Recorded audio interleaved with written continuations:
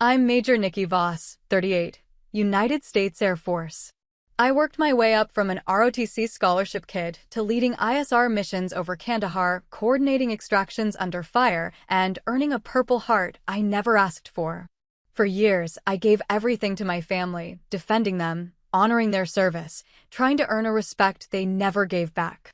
But at my own Purple Heart ceremony, when my brother laughed and my father said I couldn't even fire a rifle straight, something in me finally broke. I made a choice that day to stop proving myself to people who'd already decided not to see me. Have you ever been mocked or underestimated by the people you loved most? If so, tell me your story in the comments. You're not alone. Before I get into what happened, let me know where you're tuning in from. And if you've ever had to stand up for yourself after being dismissed or humiliated, hit that like button and subscribe for more true stories about setting boundaries and reclaiming your worth. What happened next might surprise you. I stood in the center of the Fort Benning conference room, my dress blues pressed sharp, my Purple Heart citation being read aloud by General Patrick Sloan. The words echoed off the walls, sustained injuries while extracting a downed crew under hostile fire in Kandahar province, but all I could hear was my brother's voice cutting through the ceremony like a knife. She got lucky. Ryan said it just loud enough for our family section to hear. My father, retired Sergeant First Class Douglas Voss, chuckled beside him. The sound was low, dismissive, the kind of laugh that said he agreed completely. Couldn't even fire a rifle straight, Dad added, shaking his head. I kept my eyes forward, my jaw tight. The general paused mid-sentence, his gaze flicking toward my family, then back to me. I gave him the smallest nod. Keep going. I'd spent my entire military career proving myself to people who refused to see me, and today wasn't going to be any different. But then General Sloan did something I didn't expect. He closed the folder in his hands and turned toward the screen mounted on the wall behind him. Before we proceed with the medal presentation, he said, his voice calm but carrying an edge that made the room go still, I think it's important that everyone here understands exactly what Major Voss did that day. My stomach dropped. Roll the video, he said. The lights dimmed. The screen flickered to life, and suddenly I was back in Kandahar, the grainy helmet cam footage showing the chaos I'd tried so hard to forget. The sound of rotor wash filled the room. Explosions. Screaming over comms. My own voice, hoarse and sharp, calling coordinates while rounds pinged off metal around me. I didn't want to watch. I'd never seen the footage before, hadn't known it existed. But I couldn't look away. The camera showed my hands dragging Captain Tessa Marlowe across the tarmac, her flight suit torn and bloodied, her leg twisted at an angle that made people in the audience gasp. The insurgents had hit our extraction point hard, targeting the downed helicopter crew we'd been sent to recover. I'd been coordinating the air support, calling in strikes while our ground team tried to secure the perimeter. Then the mortar round hit. The footage shook violently. When it stabilized, I was on the ground, blood streaming down my face from the shrapnel that had torn through my helmet. But I was moving, crawling toward Marlowe, firing my sidearm at the figures advancing from the tree line. Someone in the audience whispered, "Jesus Christ." I remembered that moment. The way my vision had blurred. The way my hands had felt numb. The way I'd known with absolute certainty that if I stopped moving, we were both dead. The footage showed me hauling Marlowe behind a concrete barrier, then keying my radio with shaking hands. My voice came through the speakers, clearer than I remembered it being. Viper 1-2, this is Overwatch.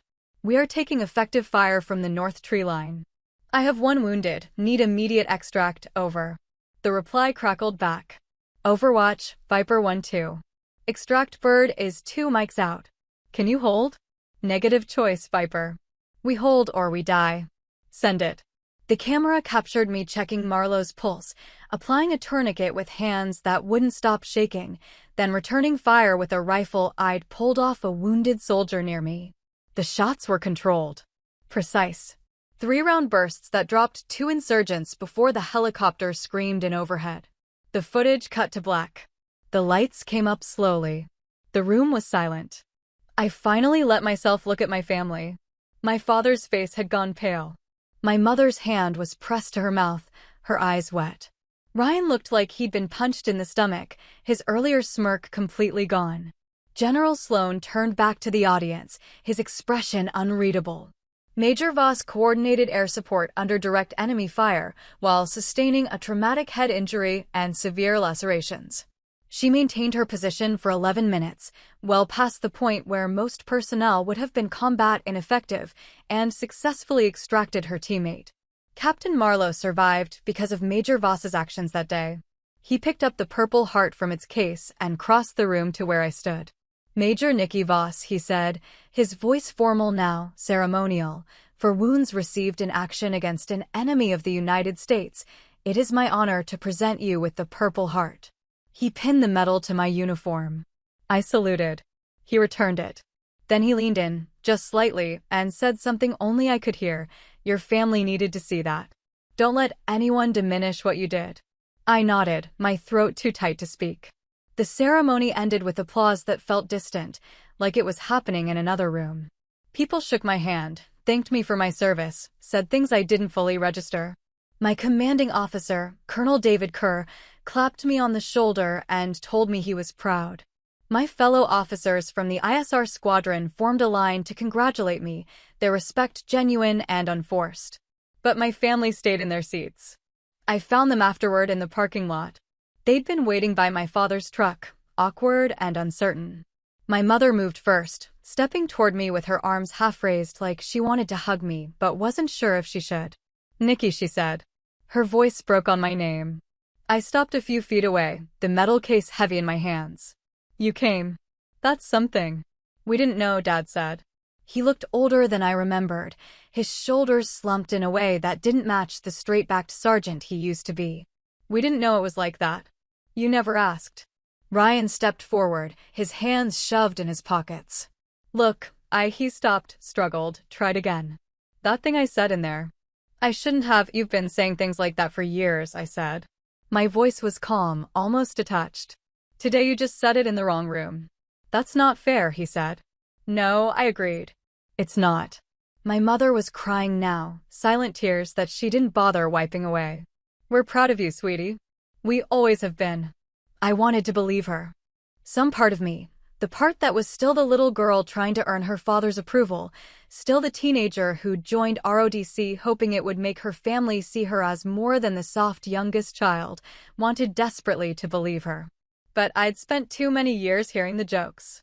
Too many deployments with no calls. Too many promotions celebrated alone. "I have to go," I said. "Thank you for coming." I walked to my car without looking back. Behind me, I heard my father say something to my mother, his voice too low to make out. Ryan called my name once, but I didn't stop. I drove home to my quiet base housing unit, set the metal case on the kitchen counter, and sat in the dark for a long time. The silence was heavy, but it wasn't unfamiliar. I'd learned to live with it years ago, learned to find strength in the spaces between words where my family's approval should have been. My phone buzzed. A text from Ryan, "Can we talk?"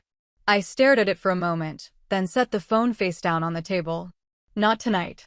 Maybe not ever. Some wounds took longer to heal than others, and not all of them left scars you could see. The joke started when I was 17, right after I told my family I'd accepted an ROTC scholarship to pursue a commission in the Air Force. We were at a barbecue, one of those late summer gatherings where the whole extended family showed up and Dad manned the grill like it was a command post. My uncle had laughed first. "Air Force? That's basically corporate America with uniforms." Dad had flipped a burger, shaking his head. "Could have been Army. Could have been something real." Ryan, who was 14 at the time and already talking about enlisting in the Marines, had grinned at me across the picnic table. "At least you'll get good hotel points." Everyone laughed. Even Mom, though hers was quieter, more uncertain.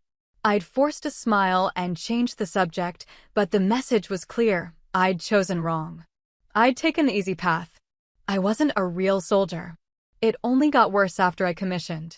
When I graduated from flight school and got assigned to intelligence, surveillance, and reconnaissance operations, Dad asked me if I was actually going to fly or just watch other people do the work. When I made captain at 29, ahead of schedule, ahead of most of my peers, Ryan posted on Facebook about how rank comes fast when you're not in real danger. I stopped sharing my achievements with them. Stopped calling after missions. Stopped trying to explain that ISR wasn't some desk job, that coordinating drone strikes and managing intelligence assets required split-second decisions that could mean life or death for people on the ground. They didn't want to know. They'd already decided who I was. By the time I deployed to Kandahar, the distance between us had become routine. They sent the occasional care package, the kind you send because it's expected, not because you care, and texted once or twice a month with messages that felt like they'd been copy-pasted from a template. Stay safe. Don't do anything stupid. That was Mom's standard sign-off. Not, I'm proud of you or we miss you. Just a reminder not to embarrass them by getting killed doing something that proved them right about the Air Force being dangerous after all. I'd grown up in a military household. Dad had served 22 years in the Army, retiring as a sergeant first class after tours in Iraq and Afghanistan. He wore his service like armor, told stories about firefights and convoys, about the brotherhood of infantry soldiers who trusted each other with their lives. Ryan had followed in his footsteps, enlisting in the Marines right out of high school. He was a corporal now, stationed at Camp Lejeune, and every family gathering became an opportunity for him and Dad to trade war stories while I sat quietly on the sidelines. To them, the Air Force was soft. Officers were bureaucrats. And women, well, women in combat roles were still a novelty, still something to be skeptical about. I'd proven myself 100 times over. I'd graduated top of my class at the Air Force Academy. I'd completed survival training, weapons qualifications, combat readiness courses. I'd flown missions over hostile territory, managed multi-million-dollar intelligence operations, earned the respect of my peers and superiors. But none of it mattered to my family. I was still just Nikki, the youngest, the one who'd chosen the easy branch. When I got injured in Kandahar and they told me I was being put up for a Purple Heart, my first thought wasn't pride. It was dread. Because I knew my family would come. And I knew what they'd say. The ceremony invitation had been formal, printed on heavy cardstock with the official seal of the United States Air Force at the top. I'd sent it to my parents' address with a note that said simply, "Hope you can make it." They'd RSVP'd yes. All 3 of them. I'd spent the week leading up to the ceremony trying to prepare myself. Practicing what I'd say if they made another joke. Rehearsing polite responses to their inevitable questions about whether the injury was really that bad or if I was milking it for the medal. But I hadn't prepared for the video. Hadn't known it existed. General Sloan had pulled me aside the day before the ceremony to ask if I'd be comfortable with them showing footage from the incident. "It's powerful," he'd said. "And I think people need to see what actually happened out there." I'd agreed, assuming it would be brief. Sanitized. The kind of thing they show at recruiting events. I hadn't realized they had 11 minutes of unedited helmet cam footage showing exactly how close I'd come to dying. Hadn't realized the whole room, including my family, would watch me bleed and fight and refuse to quit while insurgents tried to kill me and the teammate I was trying to save. After I left the parking lot and drove home, I sat in my kitchen and stared at the Purple Heart case for a long time. The medal itself was simple. A purple heart-shaped badge with George Washington's profile in the center, suspended from a purple ribbon with white edges. It represented pain, sacrifice, blood spilled in service of something larger than myself. But when I looked at it, all I could think about was Ryan's voice. She got lucky. My phone buzzed again. Another text from Ryan. "I mean it. I want to talk." Then one from Dad. "Proud of you, kiddo. Always have been." I read them both twice, then set the phone down. Words were easy. Words cost nothing. I'd heard "proud of you" before, usually followed by some qualifier that undercut the whole thing. "Proud of you, but you know the Marines see more action." "Proud of you, even though you picked the Air Force." What I needed wasn't words. It was years of accumulated respect that I'd never received. It was recognition that my service mattered, that my choices had been valid, that I'd earned my place at the table where they told their war stories. And I wasn't sure they could give me that. I opened my laptop and pulled up my email. There was a message from Colonel Kerr with the subject line "New Assignment, Training Command." I clicked it open. "Major Voss, in light of your recent commendation and your exemplary performance in ISR operations, I'm recommending you for a position with the UV training program at Creech AFB. It's a leadership role, working directly with junior officers transitioning into combat operations. If you're interested, we can discuss details next week. Colonel Kerr, I read it 3 times. A training command position was a career maker. It meant respect, responsibility, the chance to shape the next generation of Air Force officers. It meant my work, my real work, not the sanitized version my family imagined, would have a lasting impact. It also meant leaving behind any chance of regular contact with my family. Creech was in Nevada. They were in North Carolina. The distance would become literal as well as emotional. I typed out a response. Sir, very interested. Let's discuss Monday. Thank you for the recommendation. Major Voss, I hit send before I could second-guess myself.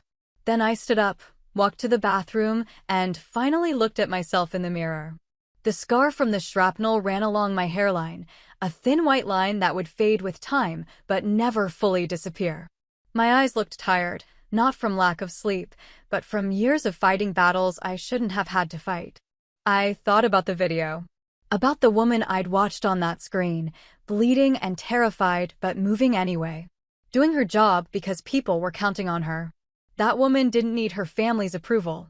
She already knew what she was worth. Ryan called 3 times over the next 2 days. I didn't answer. Dad sent an email, long, rambling, full of the kind of military anecdotes he usually reserved for other veterans. He talked about his own injuries, about moments in Iraq when he'd thought he wouldn't make it home, about how seeing my footage had reminded him of things he'd tried to forget. He ended with, "You're a better soldier than I ever was." I'm sorry it took me so long to see it. I saved the email but didn't respond. Mom left a voicemail. She cried through most of it. Please call us back, sweetie. We love you. We just want to talk. I listened to it twice, then deleted it. I wasn't being cruel. I wasn't punishing them. I was simply done. Done explaining. Done defending. Done trying to translate my service into terms they'd understand. Done pretending their occasional shows of pride meant anything when they'd spent years teaching me that nothing I did would ever be enough. The medal sat on my kitchen counter for a week before I finally put it away in the drawer with my other commendations. Out of sight, but not forgotten. Work became my refuge. I threw myself into preparing for the training command position, reaching out to contacts at Creech, studying the curriculum, thinking about how I'd approach teaching young officers the realities of combat operations. My ISR squadron held a small going-away gathering at the O Club. Captain Marlowe showed up on crutches, still recovering from the injuries she'd sustained in Kandahar. She hugged me hard enough that I had to study both of us. I never thanked you properly, she said. You don't have to. Yeah, I do. She pulled back, her eyes serious. You saved my life. And not just by pulling me out of there, by refusing to quit when anyone else would have. That means something. I nodded, not trusting myself to speak. Colonel Kerr raised a glass. To Major Voss. The best damn ISR officer I've ever worked with and one hell of a leader. Creech's gain is our loss. The room echoed with agreement, with the kind of genuine respect that can't be faked. This, I thought, was my real family. These people who'd served beside me, who'd trusted me with their lives, who'd never once questioned whether I belonged. That night, I finally responded to Ryan's texts. I'm transferring to Nevada next month. I don't think we should talk for a while. I need space to figure out what kind of relationship we can have going forward. If we can have one at all. His response came immediately. That's not fair. We're trying. I stared at the message for a long moment, then typed, You had years to try. I'm not interested in your guilt. I'm interested in whether you actually respect me. And I don't think you know how. I hit send and turned off my phone. Creech Air Force Base sat in the Nevada desert about 45 miles northwest of Las Vegas. A sprawling complex of hangars and operations centers where UV pilots flew missions over Afghanistan and Iraq from climate-controlled rooms thousands of miles away. The training program I'd been assigned to focused on preparing newly commissioned officers for the psychological realities of remote warfare, the strange disconnection of flying combat missions and then driving home to have dinner with your family. The moral weight of life and death decisions made from behind a computer screen. It was harder than people thought. Harder than I'd thought before I'd done it myself. My first week, I met with my new team, 8 instructors, all veterans of ISR or UV operations, all carrying their own versions of the scars I'd learned to live with. They're going to expect you to have all the answers, Captain Lewis told me over coffee in the operations center. Fresh lieutenants, straight out of flight school. They think it's going to be like a video game. What do you tell them? I asked. The truth. That killing someone from 7,000 miles away doesn't make it less real. That you're still going to see their faces. That the distance doesn't protect you from the weight of it. I nodded slowly. Good. Keep telling them that. The first class of officers I taught included 12 second lieutenants, all around 23 or 24, all eager and nervous and completely unprepared for what they were about to experience. I stood in front of them in the briefing room and didn't smile. My name is Major Nikki Voss, I said. I've flown ISR missions over 3 combat zones and coordinated airstrikes that have killed more than 200 enemy combatants. I've also made mistakes that cost lives, friendly lives. And I've been injured in combat while trying to fix one of those mistakes. The room was silent. This job will change you, I continued. Not because it's dangerous in the traditional sense. You're not going to get shot at sitting in this chair. But because you're going to make decisions that matter. Life and death decisions. And you're going to have to live with the consequences. One of the lieutenants raised his hand. How do you deal with that, ma'am? You accept that perfect doesn't exist. You do your best with the information you have. You trust your training. And when you make a mistake, you learn from it and you don't make it again. I paused. And you talk to people. Your team, your commanders, the therapists the Air Force provides. Because if you try to carry it alone, it will break you. Another hand. What happened in Kandahar, ma'am? If you don't mind me asking. I minded. But I also understood why they needed to know. I coordinated an extraction operation that went wrong, I said. We lost the element of surprise, took effective fire before we could secure the landing zone. One of our crew was badly injured. I made the decision to hold position and continue the mission rather than abort, which meant staying in a combat zone longer than planned.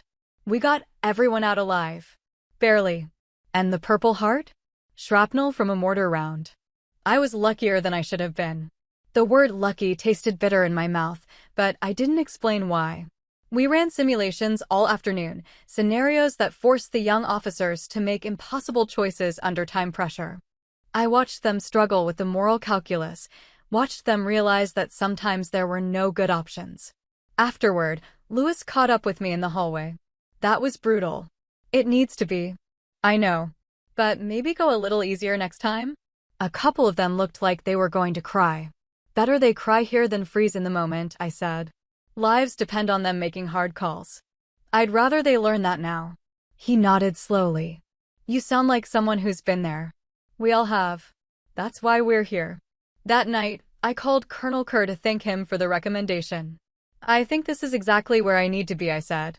I know, he replied. That's why I put your name forward. You've earned this, Voss. Don't let anyone tell you otherwise. I thought about my family, about the years of jokes and dismissals, about the ceremony where they'd finally seen what I was capable of and still hadn't known how to respond. I won't, I said. And I meant it. 3 months into my assignment at Creech, the Air Force released a public commendation video highlighting recent medal recipients. My Kandahar footage was included, a sanitized version, shorter than what General Sloan had shown at the ceremony, but still powerful enough to go viral on military forums and social media. Within 48 hours, it had been viewed 2 million times. My phone started ringing constantly. Media requests, interview offers, messages from people I hadn't spoken to in years.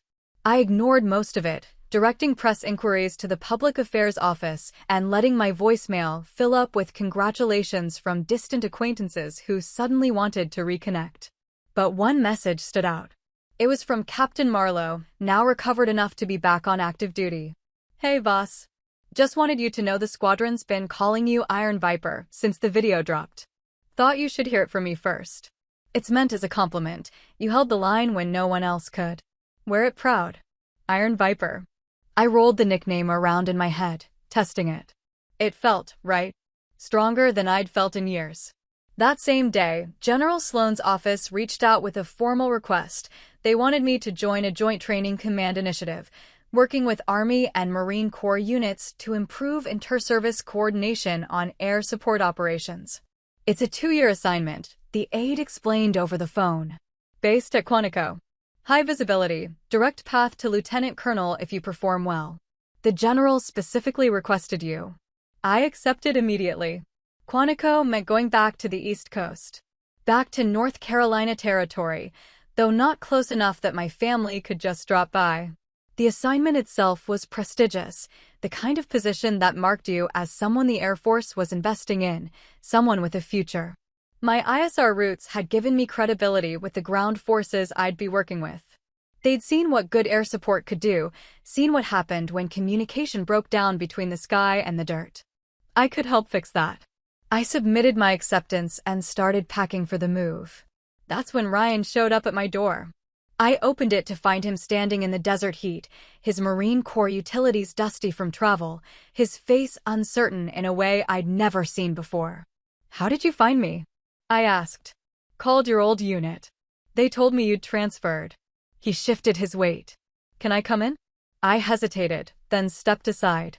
He walked into my small base housing unit and looked around, at the bare walls, the packed boxes, the evidence of a life lived in transit. "You're moving again," he said. "New assignment. Quantico. That's closer to home." "That's not why I took it." He nodded slowly, then turned to face me. "I saw the video. Everyone did. It's everywhere, Marine Corps forums, Facebook, Reddit. People are calling you a badass. Good for them." "Nikki, don't," I said. "Don't come here and tell me you're proud now that other people validated what I did. Don't tell me you finally get it because a viral video made it real for you." His jaw tightened. "That's not why I'm here." "Then why are you here?" He was quiet for a long moment. When he spoke again, his voice was rough, strained. "Because I've been an asshole. For years. And I need you to know that I know it." I crossed my arms, waiting. "Dad raised us to think the Marines and Army were the only real combat forces," Ryan continued. "And I bought into it. Completely. I thought you took the easy route, thought you were playing soldier while I was doing the real work. And I made sure you knew it." "Yes, you did. But that video," he stopped, swallowed hard. "Jesus, Nick. I watched you get hit. Watched you keep moving when anyone else would have shut down. I watched you save someone's life while you were bleeding from a head wound. And all I could think was that I've never done anything half that brave." I felt something shift in my chest, but I kept my voice level. "You don't get credit for finally seeing what was always there." "I know." He met my eyes. "I'm not here asking for forgiveness. I'm here to tell you I'm sorry and to ask what I need to do to fix this. If it can be fixed." I studied him, this younger brother who'd spent our whole lives competing with me, trying to prove he was better, stronger, more legitimate. He looked older now, worn down by something I couldn't name. "You called me lucky," I said quietly. "At my Purple Heart ceremony, in front of everyone I respect, you reduced everything I'd done to luck." I was wrong. "You were jealous." The words hung between us. "You were jealous that I got recognized for something you think should only matter when Marines do it. And instead of being happy for me, you tried to make it small." His face reddened, but he didn't argue. "I don't need you to worship me," I continued. "I don't need you to think I'm some kind of hero. I just need you to respect that my service is as real as yours. That my choices are as valid. That I earned my place at the table." "You did," he said. "I see that now. I'm sorry it took this long." I walked to the kitchen, poured 2 glasses of water, and handed him one. We stood in silence for a while, the air conditioning humming in the background. "What do you want from me?" I finally asked. "A chance," he said. "Not right now. I know you need time. But eventually, a chance to be your brother again. The real kind. The kind who shows up and actually gives a damn." I sipped my water, considering. "I'm going to Quantico in 3 weeks. After that, I'll be busy for at least a year getting the joint training program off the ground. I don't have time for half measures or performative apologies." "I understand. If you want back in, you're going to have to prove it. Not with words, with actions. Show up. Consistently. Without expecting me to make it easy for you." He nodded. I can do that. We'll see. He set down his glass and moved toward the door, then paused. For what it's worth, that nickname, Iron Viper. It fits. You're tougher than any Marine I've ever served with. I didn't respond. He left quietly. After he was gone, I sat on my couch and pulled out my phone. There was an email from Dad, timestamped that morning. Ryan told me he was going to see you. Hope you'll talk to him. Hope you'll talk to all of us eventually. We love you, kiddo. I closed the email without responding and opened my work calendar instead. Training schedules, coordination meetings, briefings with Army liaisons. Real work. Important work. The kind that didn't require me to justify my existence. Iron Viper. The name felt like armor, like proof that I'd survived not just Kandahar, but everything that came before it. The doubt, the dismissal, the constant need to be twice as good to be seen as half as capable. I'd earned that name. And I'd earned the respect that came with it. Whether my family could catch up was their problem, not mine. Quantico was everything I'd hoped for and nothing I'd expected. The Joint Training Command brought together officers from all branches, Army captains who'd led infantry platoons in Iraq, Marine Corps majors who'd coordinated artillery in Afghanistan, Navy lieutenants who'd managed carrier operations, and Air Force personnel like me who understood the complexity of air support in modern warfare. The goal was simple: improve inter-service communication so that ground forces got the support they needed when they needed it, without the delays and misunderstandings that had cost lives in previous conflicts. The reality was messy, complicated, and absolutely fascinating.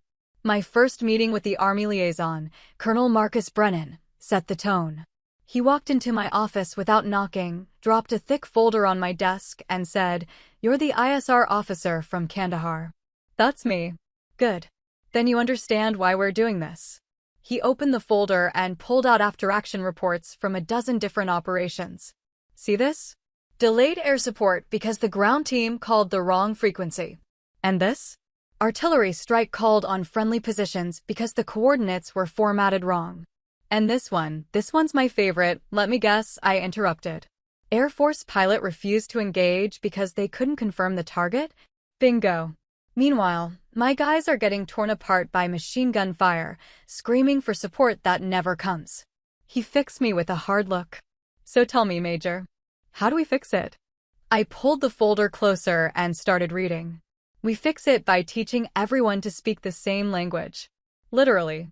Joint tactical communications, standardized targeting procedures, cross-training so Army officers understand air capabilities and Air Force officers understand ground realities.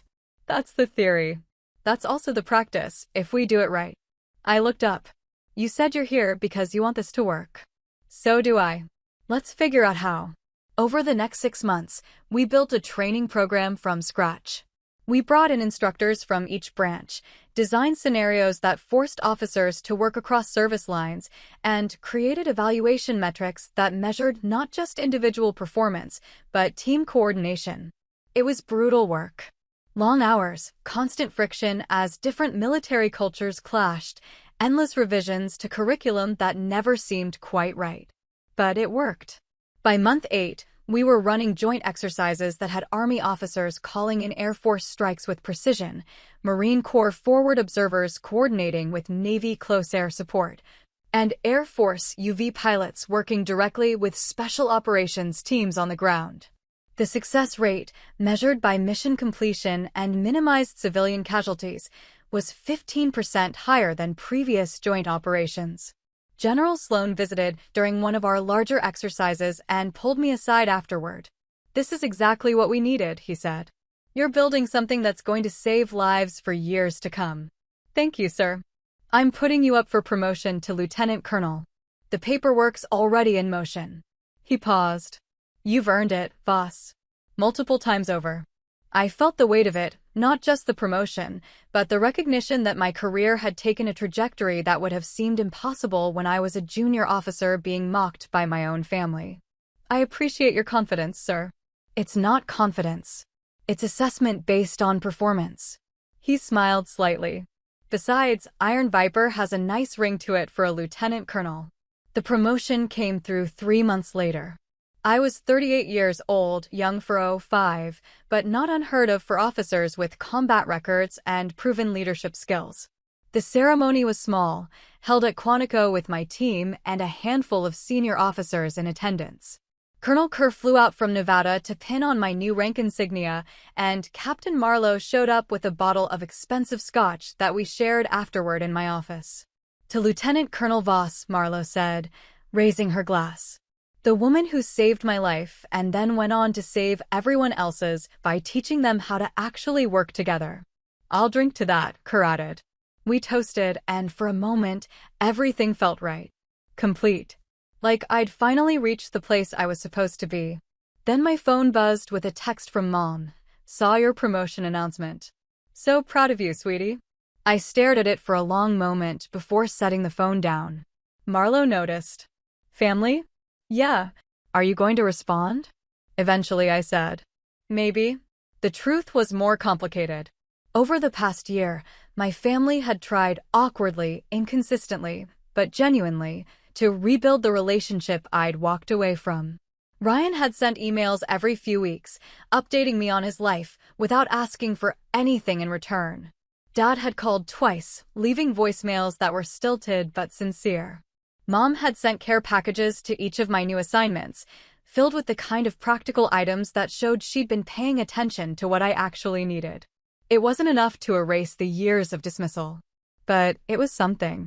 I'd responded occasionally, brief texts, short phone calls that didn't go deeper than surface updates. I wasn't ready for more, and I'd told them that directly. I need you to understand that rebuilding trust takes time, I'd said during one particularly difficult conversation with Dad. You don't get to fast forward through the hard part just because you finally realized you were wrong. I know, he'd said. We'll wait. However long it takes. Now, sitting in my office with Marlowe and Kerr, I picked up my phone and typed a response to Mom. Thank you. It's been a long road. Simple. Honest. Not cold, but not warm either. She responded immediately. Can we come to the next ceremony? When you get your command. I paused, my thumb hovering over the keyboard. A command position, if I got one, would be a major milestone. The kind of event where families traditionally showed up, took photos, celebrated together. The kind of event where I'd spent my whole career imagining what it would feel like to have my family actually be proud of me. I typed, let me think about it. Marlowe was watching me with the kind of understanding that only came from shared experience. They're trying, she said quietly. I know. Do you want them there? That was the question, wasn't it? Did I want them there? Or had I moved past needing their validation entirely? I don't know yet, I admitted. Kerr refilled our glasses. Here's what I know, he said. You've built something here that matters. Not just this training program, but a reputation. People respect you, not because of your family or in spite of them, but because of who you are and what you've done. Whether they show up or not doesn't change that. But it matters to you that they show up, Marlowe added. And that's okay.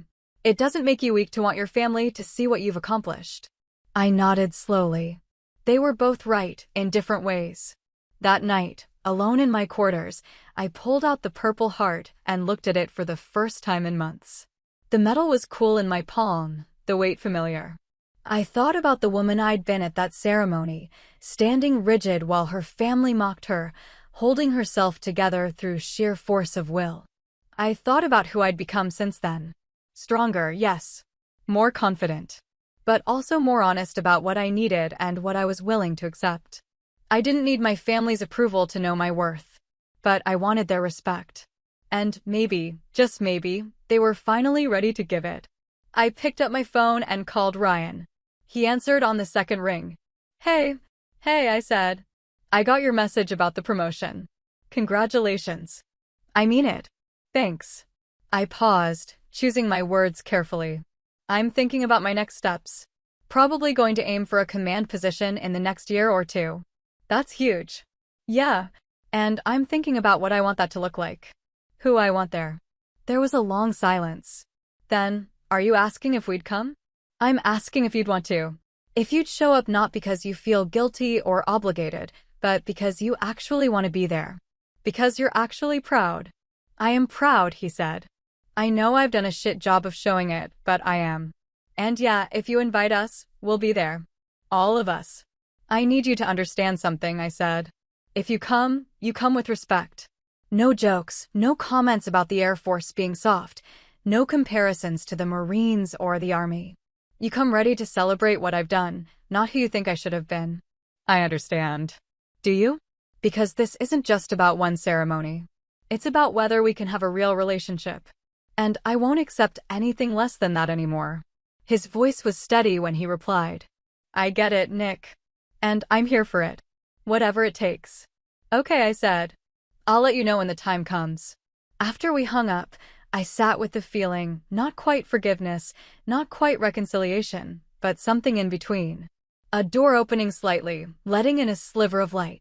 It would have to be enough for now. The command position came 18 months later. Commander of the 497th Intelligence, Surveillance, and Reconnaissance Group at Langley Air Force Base, a prestigious assignment overseeing multiple squadrons and hundreds of personnel. At 40 years old, I was one of the youngest full colonels in the Air Force, though the promotion to 06 wouldn't come through until after I'd proven myself in the command role. The change of command ceremony was scheduled for a Friday afternoon in late spring. The weather was perfect, clear skies, mild temperature, the kind of day that made military ceremonies feel almost celebratory instead of merely formal. I'd invited my family. They'd confirmed they were coming a month in advance. Mom had called to ask about hotels, about what to wear, about whether they'd have a chance to see me before the ceremony. Dad had sent a long email about how proud he was, how he'd been telling his veteran friends about his daughter, the colonel. Ryan had simply texted, wouldn't miss it. The morning of the ceremony, I stood in my quarters and put on my dress blues with the kind of care I'd learned at the academy. Every ribbon positioned exactly right, every crease sharp, every detail perfect. The woman looking back at me in the mirror was someone I recognized but hadn't always known. Confident. Accomplished. Carrying her rank with the kind of ease that came from earning it the hard way. My phone buzzed with a text from Marlowe. Ready to take over the world?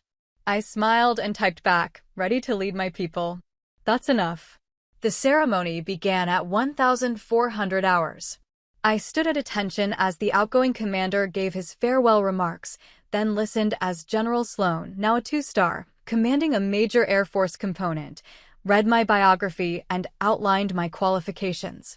Lieutenant Colonel Voss has distinguished herself through exceptional leadership in combat operations, joint service training coordination, and tactical innovation, he said. Her record speaks for itself. Purple Heart recipient, Air Force Commendation Medal with 2 oak leaf clusters, Combat Action Medal, and the respect of every officer she's served alongside. I kept my eyes forward, my posture perfect. Then came the moment I'd been both anticipating and dreading. The general gestured toward the audience. Lieutenant Colonel Voss's family is here today, and I'd like to take a moment to acknowledge the sacrifices that military families make in support of their service members. I glanced toward the rows of folding chairs set up on the parade ground. There they were, Mom in a Navy dress, Dad in his old Army dress uniform, Ryan in his Marine Corps blues. They stood when their section was acknowledged, and for the first time in my life, I saw something in their faces that wasn't skepticism or dismissal. It was pride. Genuine, uncomplicated pride. Dad saluted, sharp and crisp, the way he'd taught me when I was a kid playing soldier in the backyard. I felt something shift in my chest, but I kept my composure. The ceremony continued. I assumed command, accepted the guidance from the outgoing commander, gave my first official remarks as the leader of the 497th. I'm honored to take command of this group, I said, projecting my voice across the parade ground. Our mission is critical, providing intelligence and reconnaissance that saves lives and enables our joint force partners to operate effectively. I expect excellence from every member of this team, and I promise to lead by example. Together, we'll continue the proud tradition of this unit while pushing forward into the future of Air Force operations. The speech was professional, focused, exactly what a change of command address should be. But as I spoke, I added something I hadn't planned. Throughout my career, I've learned that respect isn't owed to rank, it's earned by how you show up under pressure, how you treat your people, and whether you have the courage to stand for what's right even when it costs you something. That's the standard I'll hold myself to, and it's what I'll expect from all of us. I caught Ryan's eye in the audience. He nodded slightly, understanding the message behind my words. After the ceremony, there was a reception in the officers' club.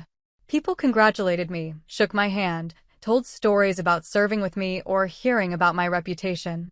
My new command team introduced themselves, eager and nervous in the way that always happened during leadership transitions.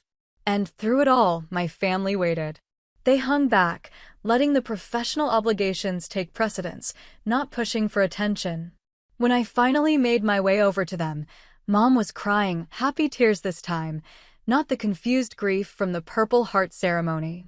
"Nikki," she said, pulling me into a hug. "That was beautiful." "Thanks, Mom." Dad stepped forward, and for a moment, we just looked at each other. Then he extended his hand, formal, respectful, the way one veteran greets another.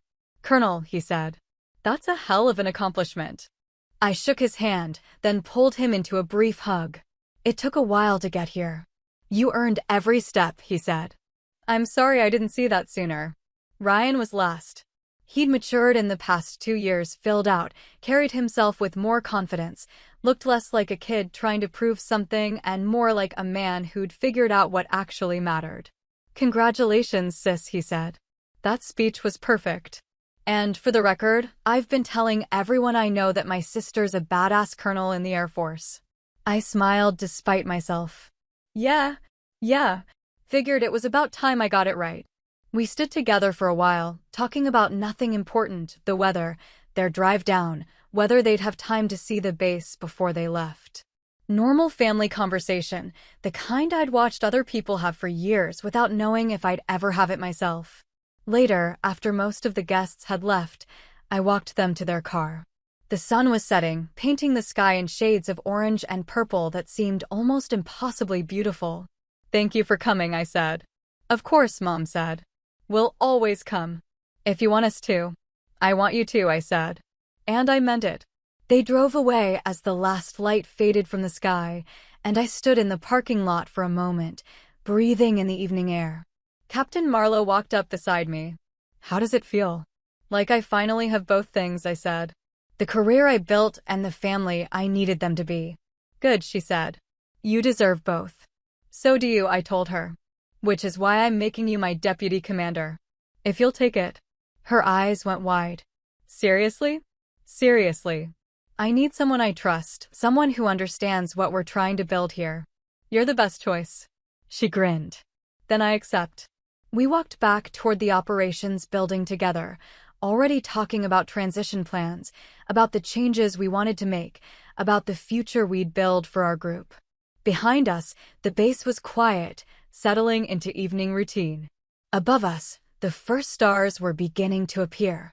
I thought about the journey that had brought me here, from the kid who'd joined ROTC hoping to earn her family's approval, to the captain bleeding on a tarmac in Kandahar, to the lieutenant colonel taking command of her own unit.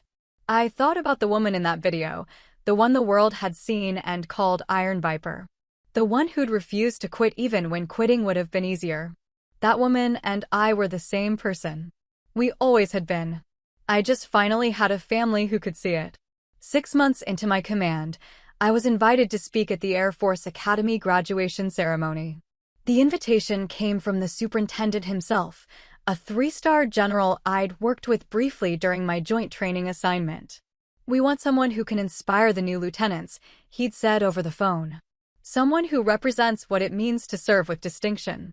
I accepted, though public speaking had never been my favorite part of command.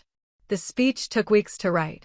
I went through a dozen drafts, trying to find the right balance between inspiration and realism, between telling my story and making it about the graduates instead of myself. Finally, I settled on something simple and honest. The day of the graduation was pristine, Colorado Springs at its best, with the mountains sharp against a brilliant blue sky. 2,000 cadets sat in perfect formation, their dress uniforms immaculate, their faces young and eager and scared in equal measure.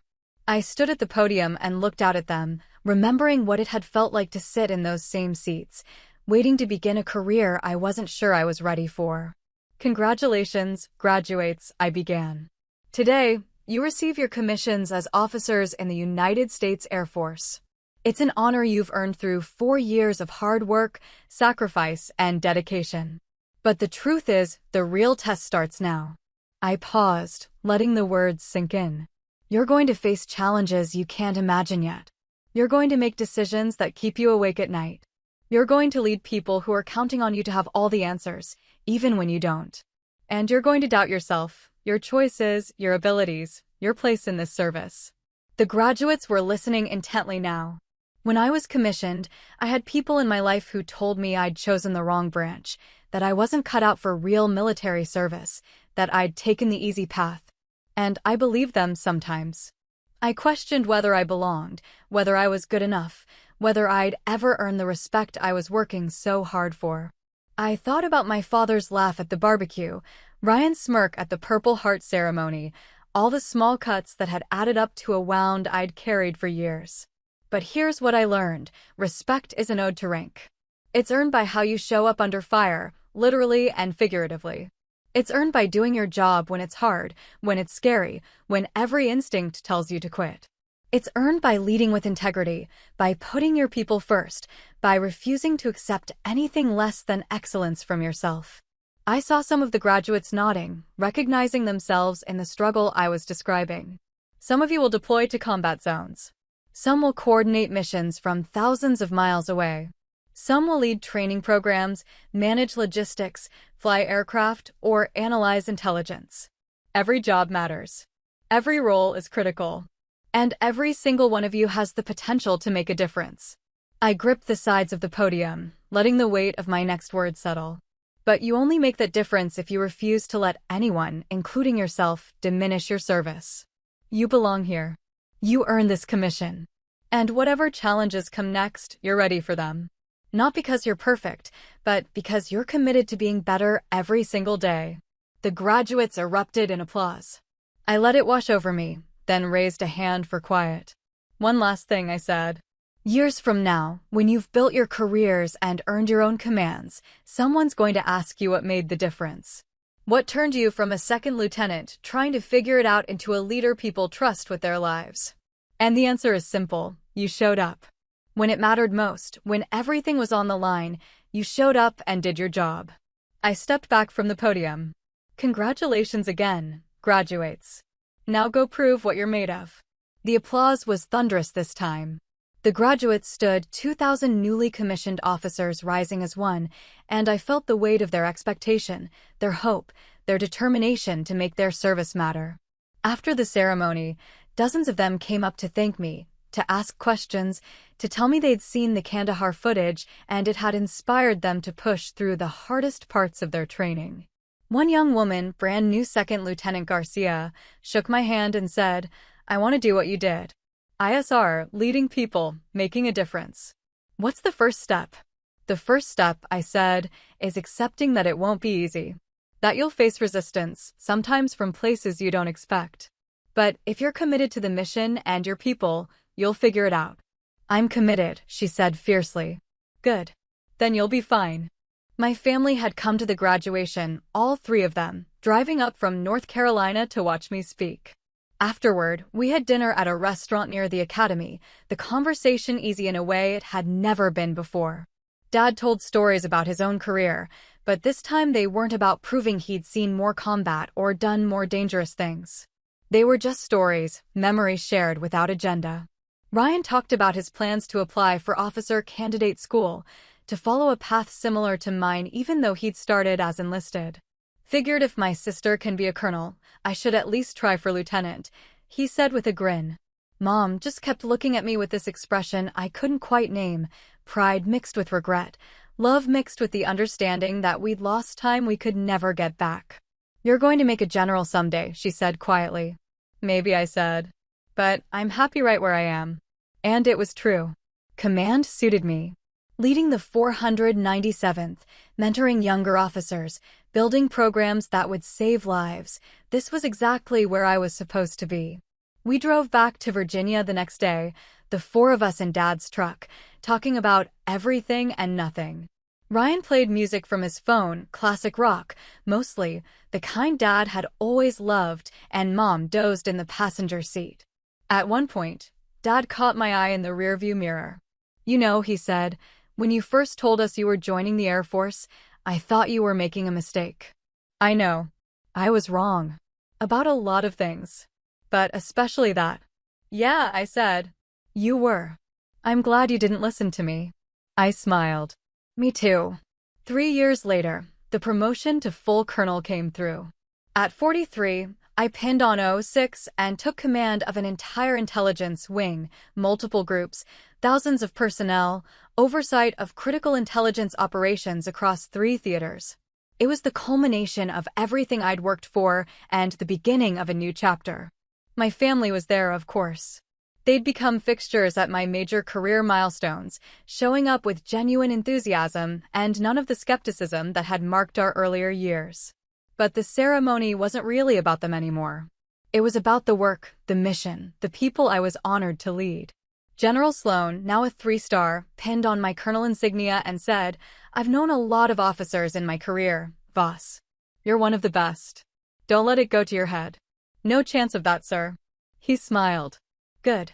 Because we need you exactly as you are, focused, driven, and absolutely unwilling to accept mediocrity." After the ceremony, Marlowe, now a major herself, still serving as my deputy, raised a glass at the reception. "To Colonel Voss," she said, "who saved my life in Kandahar, taught a generation of officers how to lead, and proved that strength doesn't come from being the loudest person in the room. It comes from knowing who you are and refusing to apologize for it." The room echoed with agreement. I looked around at the people gathered, my team, my family, the officers I'd mentored, and the commanders I'd served with. Every one of them represented a piece of the journey that had brought me here. And I realized something that had been building for years, but only now came into focus. I'd won. Not in the petty sense, not by proving my family wrong or showing them up, but in the deeper, more important sense. I'd built a career on my own terms. I'd earned the respect of people who mattered. I'd led with integrity and made a difference that would outlast me. I'd become the officer, the person I'd always wanted to be. And whether my family had seen it from the beginning or learned to see it later didn't change the fundamental truth. I'd known my worth all along. I just had to live long enough for the world to catch up. That night, after everyone had left and I was alone in my quarters, I took out the Purple Heart one more time. The metal had aged slightly, the ribbon faded at the edges, but the meaning remained unchanged. I'd earned this in Kandahar, bleeding and scared and absolutely refusing to quit. But in a way, I'd been earning it my whole life. Every time I stood up under pressure, every time I refused to let doubt win, every time I chose to show up and do my job even when no one was watching or cared. Respect is an ode to rank. It's earned by how you show up under fire. I'd shown up. Again and again and again. And in the end, that was the only victory that mattered. The quiet power of dignity under fire. Justice through truth. Strength through composure. I set the medal back in its case and closed it gently. Tomorrow, I'd go back to work. Back to leading my wing. Back to the mission. Back to the daily challenges of command. But tonight, I let myself feel something I'd never quite allowed before: satisfaction. Not pride exactly, and not vindication. Just the simple, quiet knowledge that I'd done what I set out to do. I'd earned my place at the table. And no one, not my family, not my doubts, not the voice in my head that had whispered for years that I wasn't enough, could take that away from me. I was Colonel Nikki Voss, United States Air Force. I was Iron Viper. And I'd finally come home to myself. 1 year later, I stood in the Pentagon briefing room, presenting intelligence assessments to a Joint Chiefs Working Group. The faces around the table represented the highest levels of military leadership, generals and admirals who'd spent decades earning their stars. I was the only colonel in the room. The ISR integration protocols we've implemented have reduced response times by 32%, I said, advancing to the next slide. More importantly, they've eliminated the communication breakdowns that previously resulted in friendly fire incidents and missed target opportunities. An Army general, 3 stars, with a combat infantry badge and a chest full of ribbons, leaned forward. Colonel Voss, your numbers are impressive. But I'm curious about real-world application. Have these protocols been tested under actual combat conditions? Yes, sir. We've had 7 live operations in the past 6 months using the new framework. All 7 resulted in successful mission completion with 0 friendly casualties and minimal civilian impact. He nodded slowly. Then I'd say we need to expand this across all theaters. How soon can you make that happen? With proper resources and command support, we could have full implementation within 18 months. Make it 12, he said. This is too important to delay. After the briefing, I gathered my materials and headed toward the exit. A Marine Corps Major General caught up with me in the hallway, a man I recognized from Joint Operations forums, but had never worked with directly. Colonel Voss, he said. That was outstanding. I've been following your career since the Kandahar footage went public. It's rare to see an officer who can bridge tactical excellence with strategic thinking. Thank you, sir. I'm serious. You're on the fast track to stars. Don't let anyone tell you different. I nodded, accepting the compliment without false modesty. I appreciate that, sir. The work matters more than the rank, but I won't pretend the recognition doesn't mean something. He smiled. Good answer. Keep that attitude, and you'll go far. I drove back to Langley that afternoon, thinking about the trajectory my career had taken. From the daughter who couldn't earn her father's respect to a colonel briefing the Joint Chiefs. From the captain bleeding in Kandahar to the officer whose protocols were being adopted across the entire military. The distance between those 2 versions of myself felt impossible sometimes. Other times, it felt inevitable, like every hard moment had been preparing me for exactly this. My phone rang as I pulled onto base. Mom's name on the screen. Hey, I answered. Hi, sweetie. How was the Pentagon? Good. Productive.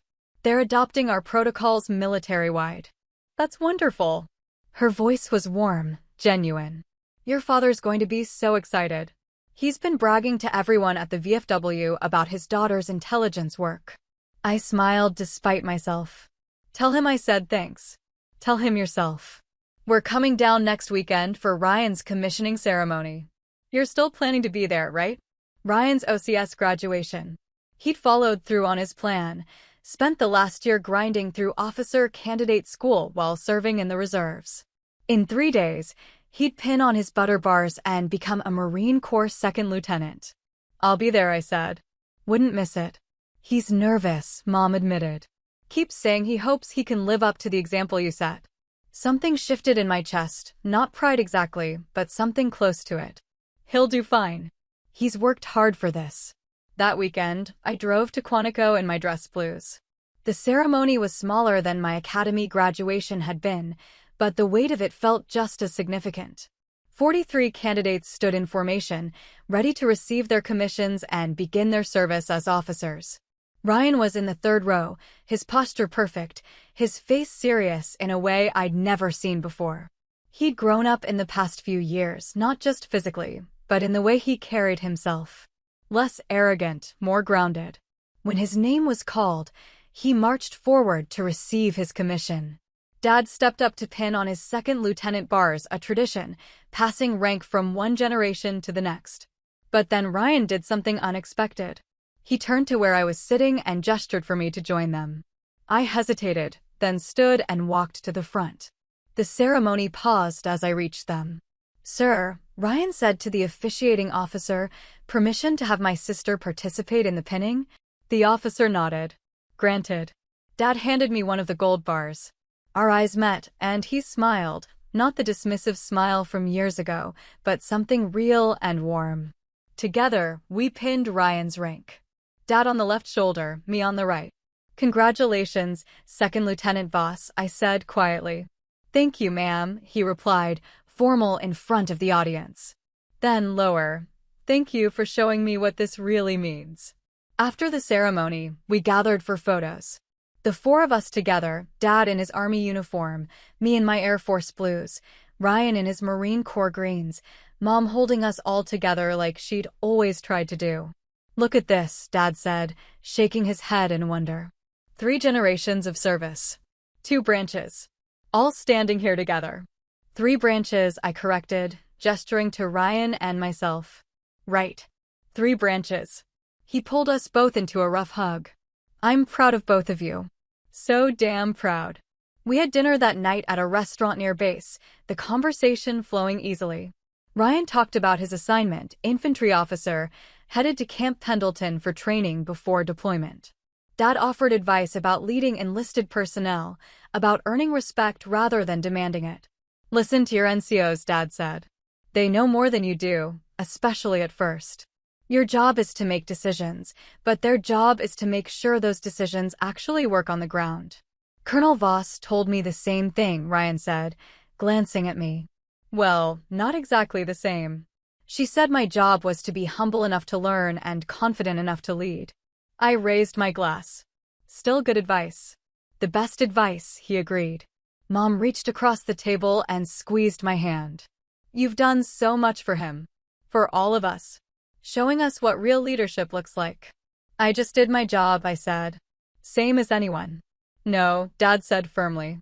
Not the same as anyone. Better than most. You set a standard that made us all want to meet it.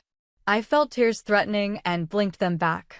After all these years, after all the fights and disappointments and slow rebuilding, this was what I'd needed. Not just their pride, but their understanding. Their recognition that what I'd built mattered. We stayed late, talking until the restaurant started closing down around us. Stories and laughter, plans for future visits, the easy comfort of family that had finally figured out how to be family. Driving back to Langley that night, I thought about the girl I'd been at 17, announcing her ROTC scholarship while her family laughed. I thought about the captain dragging her teammate across a tarmac in Kandahar. The major standing silent while her brother called her lucky. The lieutenant colonel taking command while her family watched with real pride for the first time. And now, the colonel who'd helped her brother become an officer, who'd earned respect not through loudness or force, but through consistency and competence and refusing to quit. The journey hadn't been linear. It hadn't been easy. But it had been mine. My phone buzzed with a text from Ryan. Thanks for being there today. And for being there all the times before when I didn't deserve it. You're the best officer I know, and I'm going to spend my whole career trying to be half as good as you. I pulled over to respond properly. You'll be better than me in ways I can't imagine yet. That's how this works. We lift each other up. Proud of you, little brother. His reply came immediately. Proud of you too, sis. Always have been, even when I was too stupid to show it. I smiled and pulled back onto the highway, heading home to the life I'd built through sheer determination and refusal to accept anything less than what I deserved. The road ahead was clear. The mission continued. And for the first time in my life, I had both things that mattered, the career I'd earned and the family I'd needed them to become. Iron Viper. Colonel. Sister. Leader. All of it true. All of it mine. Thanks for watching. If this hit home, like, subscribe, and share it with someone who needs backup today. Your turn. Have you ever had to prove your worth to family, or choose not to? What boundary did you set that finally changed the dynamic? Did a single moment of truth, a message, video, or receipt ever flip the script for you? Drop your story and where you're tuning in from in the comments. I read everyone.